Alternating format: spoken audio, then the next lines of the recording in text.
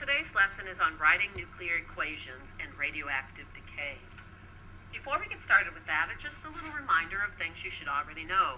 Here's isotope notation. X, A, and Z. So what did those symbols mean? Well, X was the symbol for the element, Z was the atomic number, which was also the protons, and A was the atomic mass, or also the mass number. And notice I didn't write any Q here, because for this, we are talking about just the nucleus, not the atom with the electrons around it.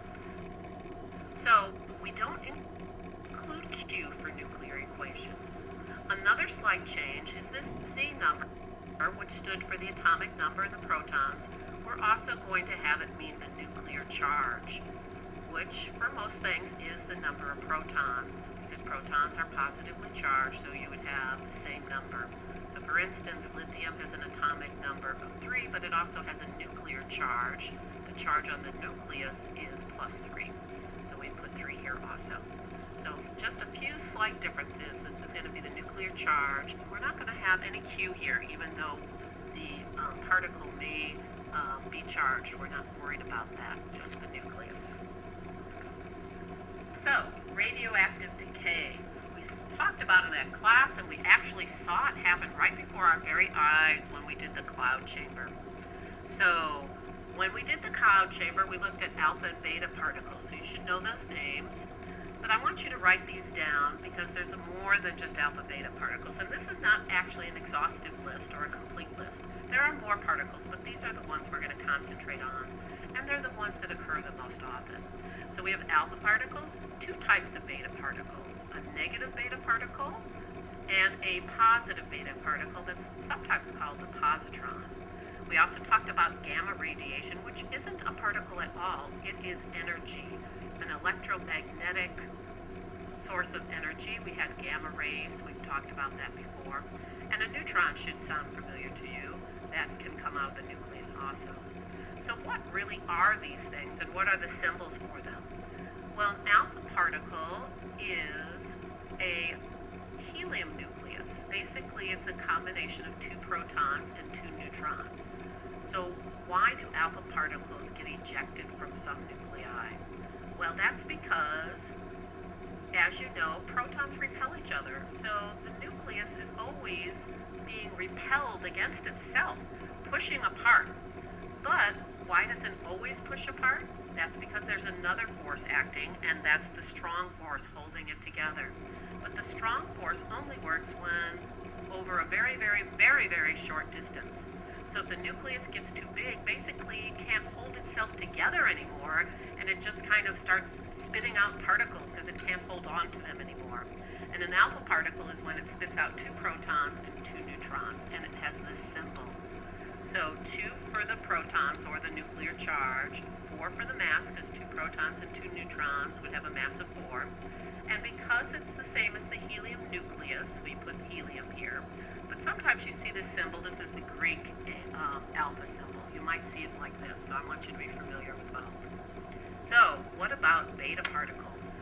Beta particles happen when the proton to neutron ratio is not just right.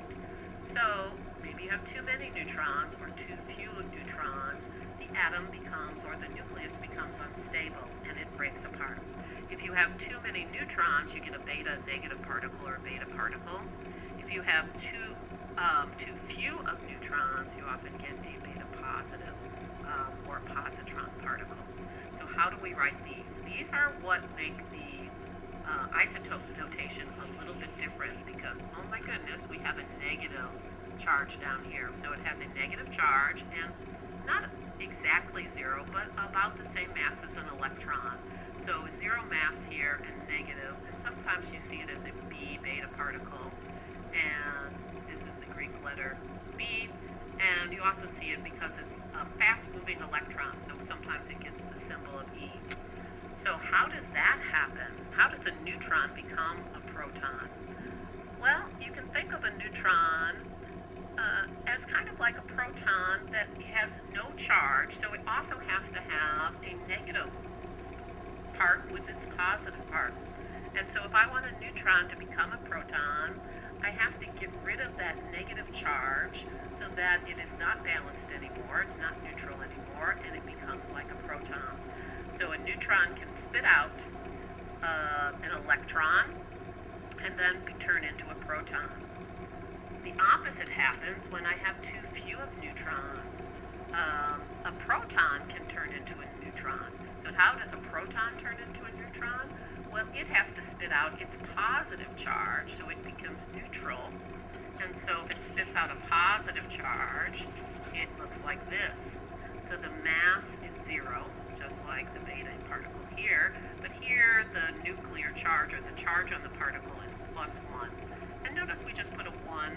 We assume that there's no positive. It's still a positive number, so you know 1 is +1. So there we have alpha and beta particles. Then we have gamma radiation, which is not a particle at all. It's electromagnetic radiation, and it has the symbol like this.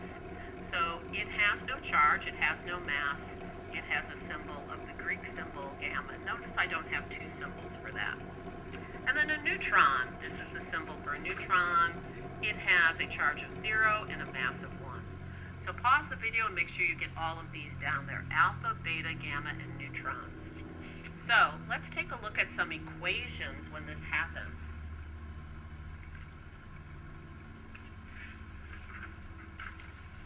Let's start with alpha decay. And write this down as an example also. Let's take radium. And it is really big. Its nucleus is too big, it is unstable. So it can't hold on to all the protons and neutrons, and some escape in the form of an alpha particle. And this is the symbol for an alpha particle. But after the alpha particle gets ejected from the nucleus, it's not radium anymore. So what happens to it? Well, if I lost 2 protons, I don't have 88 protons anymore. If I lost 2 of them, you should do that as easy math, I have 86 protons left. And if I lost 2 protons and 2 neutrons, I don't have a mass of 222 anymore. I have a mass of 218. And so then if I go to the periodic table and look, 86 is not radium anymore. It's something similar in sound, but it's radon. So now, when it undergoes alpha decay, it turns into a different element, and now I have radon. And look at this equation for a minute, because you're going to notice some things. Look at the numbers on the bottom. I'm going to pause and think of what, if you look at the left side and the right side of the arrow, what do you notice about the numbers on the bottom? Hopefully you see that the numbers on the bottom to the left equal the number of the numbers on the, equal the sum of the numbers on the right. So 88 is equal to 86 plus 2. 222 on the top is equal to 4 plus 218. So, as you can see, we have the same amount of positive charge and the same mass. So we didn't lose any mass, conservation of mass. We didn't lose any charge. There is actually a very slight change in mass, which does produce a lot of energy in many of these reactions. But significant figure-wise, we're going to leave it as whole numbers. So that is alpha decay.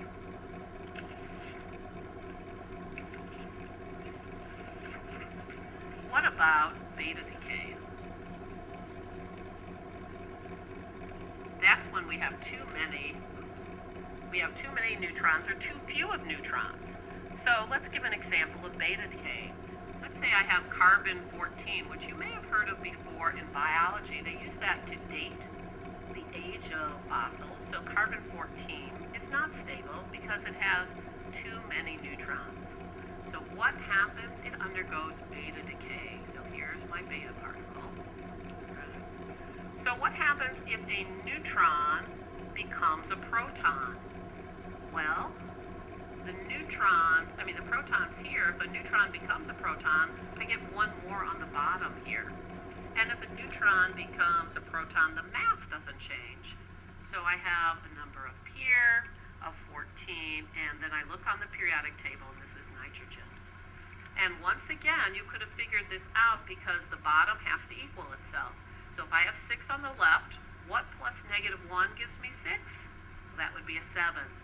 If I have a 14 on the top, what plus 0 gives me 14? 14. So when carbon-14 shoots out a beta particle, and a neutron becomes a proton. I don't have carbon-14 anymore. Now I have nitrogen-14. So there we have that.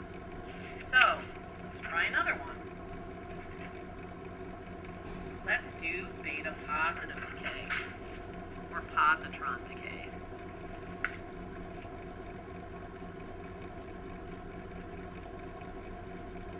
And that's when I have too few of neutrons. So magnesium undergoes positron decay. And this is the symbol for positron. And you haven't memorized them yet, so you can look at your chart. So this is what happens. So I'm going to pause it for a second, and you see if you can fill this in. What number will go on the bottom here? What number will go on the top? And what element is that? So pause the video and see if you can figure out what that is. And then when you've got it, you'll need a periodic table for that. When you've got it, turn back the video. All right, welcome back. So I can do this just logically, or I can do it with numbers. So I'll do it with numbers first. The bottom numbers have to equal each other. So I have 12 on this side, I have to have 12 on this side. So that means I have to have 11 here. I'm going to write it just separately here. So I have to have an 11 here. If I have 23 on the top, I have to have 23 on the top here. So I don't put magnesium here anymore because 11 protons does not give me magnesium. So on the periodic table, I look up 11 and I find sodium. Now I'm also going to do this the logical way. What happens if a proton becomes a neutron? Well, I would lose the number down here. One of the protons became a neutron, so that's why I have 11. But the mass doesn't change because protons and neutrons are very similar in mass, at least the significant figures-wise here. We're going to say they're the same number. So there we have beta decay. Let's try one more, which is the easiest of all, which is gamma decay.